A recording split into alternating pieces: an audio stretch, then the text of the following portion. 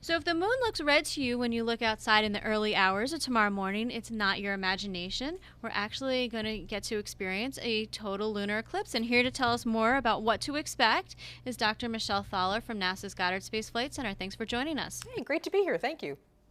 So tell us what happens during an eclipse.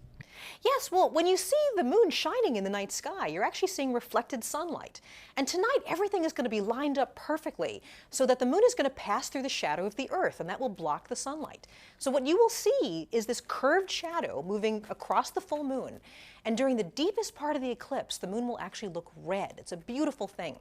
Now, the reason that happens is that the only sunlight reaching the moon is light that's being scattered through the atmosphere of the Earth. And the Earth's atmosphere scatters away blue light, but lets red light through in a much more direct manner. It's actually the reason a sunrise or a sunset looks red to us. That red light is bouncing off the moon. So what do we need to do to see this eclipse tomorrow? Well, you know, the wonderful thing about a lunar eclipse is you don't need anything special. You don't need a telescope or eclipse glasses. Just go outside and find the full moon. And if you're on the East Coast, it'll begin around 2 a.m. You'll see the shadow pass across the moon. And then the deepest, reddest part will be about 3:45 a.m. So I'm going to set my alarm clock for about 3 a.m., get a cup of coffee, and sit back for a beautiful, free celestial show. Now tell us, will this eclipse affect any NASA spacecraft?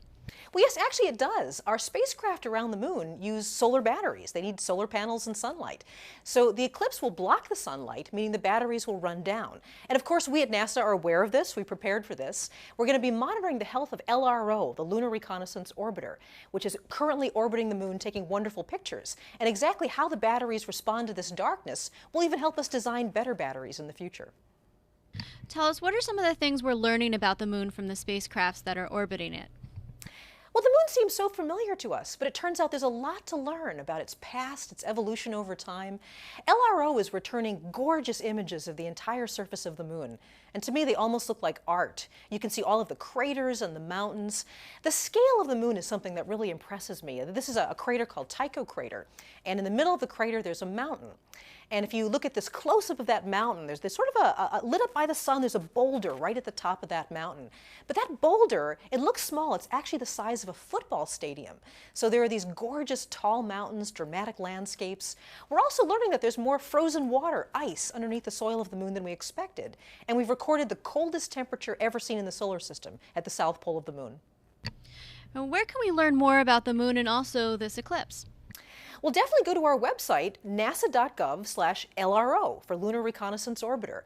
And there you can see all of these beautiful images. You can learn more about when to view the eclipse and find out more about all the different things we're learning about the moon. Dr. Thaller, thanks so much for joining us. Thank you.